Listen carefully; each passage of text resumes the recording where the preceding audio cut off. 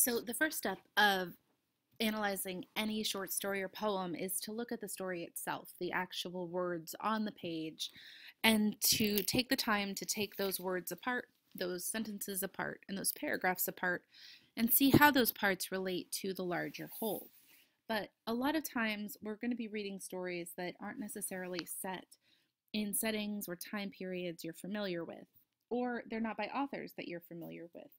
And often, having a little bit of outside information about those authors or about the setting of the story itself can really help you understand what's going on in the story.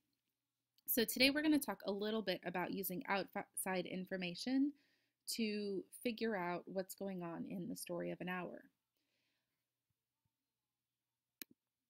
So historical analysis is often necessary to understand the context of the story, especially if you're not familiar with the author's life, the author's other work, or the setting of the story itself. Now, I want to make something really, really clear when we're talking about the author's life, and that is that the author is never the narrator. That's the first thing. And that what an author intends to do in a story isn't necessarily what the reader understands in a story. So understanding an author's life and or work can help you figure out what a story might be arguing or trying to say about a topic. But in the end, the story always belongs to the reader. And this is because you're reading this, in this case, over 100 years after Kate Chopin wrote it. She had no way to know how we would react this far later. And the story can still hold depth and hold meaning for us, but it might hold meaning in a different way than we might have expected. So one of the examples of this that I always use is the example of The Adventures of Huckleberry Finn. When Mark Twain wrote that book, he really did intend the book to be an anti-slavery tract. He intended his readers to see the slave Jim as a human, to root for him, and to want his freedom. The problem is that book, and it's a pretty short book, uses the N-word 208 times, multiple times on a page. So even if Mark Twain intended to write a pro-abolition, anti-slavery book, that book itself is deeply racist. There's no way to read that book and ignore the fact that that terrible slur is used so many times. In part, this is because Mark Twain was a product of his own society. But just because he intended to try to do something good doesn't mean we have to see it that way. We can always approach that book in a different way. So what an author intends and what a book does to a reader or for a reader can be different. And your job in this class, your job always when we're talking about literature, is that you are supporting your argument with evidence from the text. So let's talk a little bit about Kate Chopin. Kate Chopin was born in the middle of the 19th century in 1850, and she died in 1904. So she's very much a Victorian woman. She was raised as a Catholic, and that has certain kind of meanings for the way that she approaches family. So over the course of her brief writing career, and she didn't really start writing until 1890, she wrote hundreds of short stories and 2 novels. Most of these stories are set in Louisiana, and most of her work focuses on the lives of sensitive, intelligent women. She's often considered the forerunner of feminist women writers, even though she did not herself consider herself a feminist. So she married Oscar Chopin in 1870 and moved with him to New Orleans, where they had 6 children between the years of 1871 and 1879. Oscar died in 1882, leaving her with those 6 children to take care of, and also with $42,000 in debt. Now that's $42,000 in 1882, which in 21st century standards is about $500,000.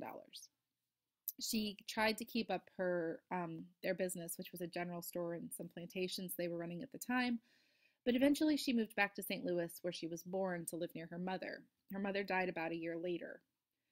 And after her mother's death, she was kind of plunged into this deep depression. And one of her friends suggested that she start writing as a sort of therapy to deal with her feelings and emotions after her mother and her husband's death. So by the 1890s, she's writing short stories that sold to a lot of really popular magazines like Harper's. And in 1899, The Awakening, which is her best-known novel, was published. Now, many of her short stories were kind of looked at as radical for their time period, But The Awakening garnered a lot of negative press because of its plot, which featured a woman who has an extramarital affair.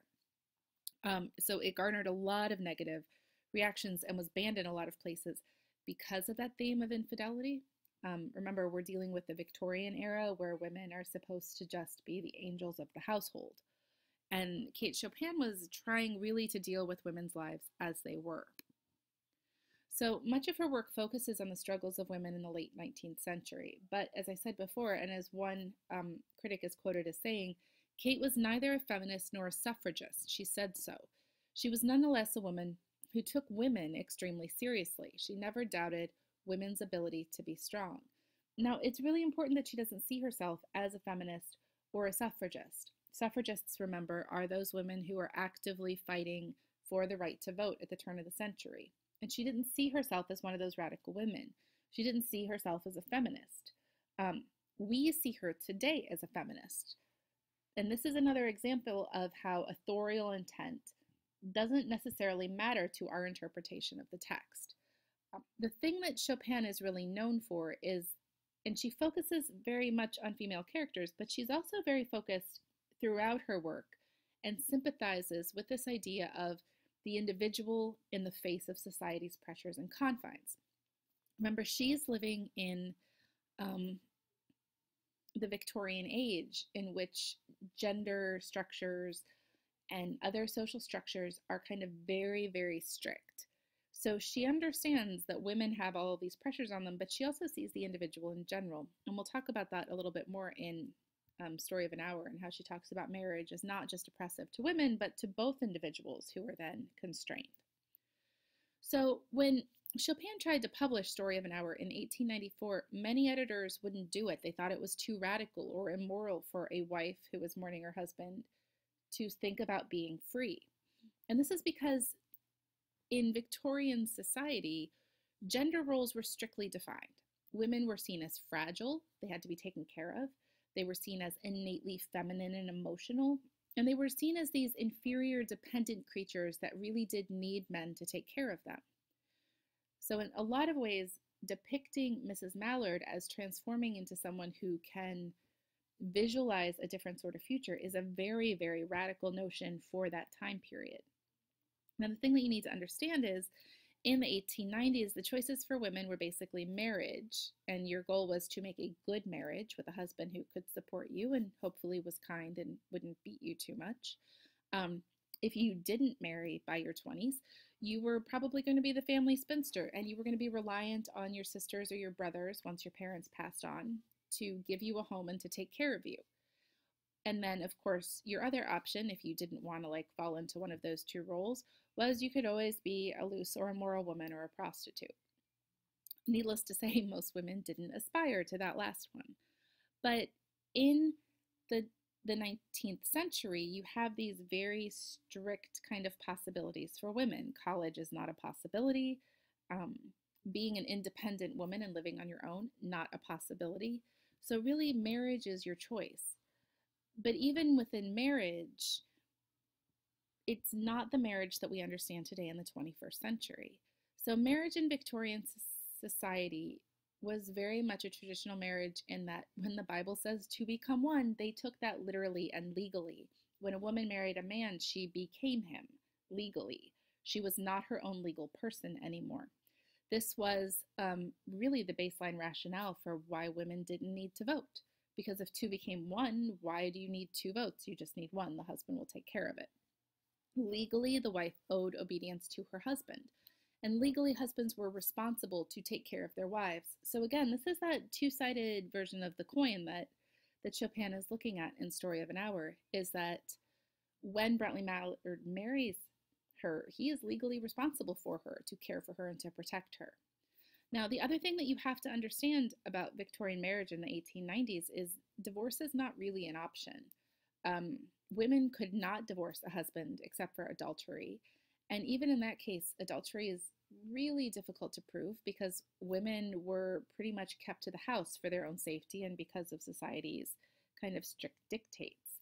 And if a woman did want to divorce her husband for adultery, it's pretty much going to ruin her socially. So divorce is kind of off the table in this society. You can't just be unhappy with your marriage and choose to go get a different marriage or to be free and to take your money and go. If a woman brought money with her to the marriage, a dowry of some sort, the second they're married, that money belongs to her husband. Um, she doesn't have any control or say over that money anymore. And she, like I said, she can't get rid of him. So it's really important to kind of understand the story of an hour in terms of these Victorian ideals and constraints of marriage, because what you're going to see in Story of an Hour is that for us looking at it, she seems almost heartless. He's a nice husband and she's happy that he dies at one point. But in Victorian society, his death is really only her only chance for freedom. And even that is full of constraints, because even if he dies, she's not going to just be able to be a free and independent woman necessarily. So what I'd like you to do is click on the next video. This is a modern reinterpretation of Story of an Hour. I want you to kind of see the difference between what Chopin wrote and if we set the story in a present day situation, how the story might change to make her realization of freedom more acceptable and more rational.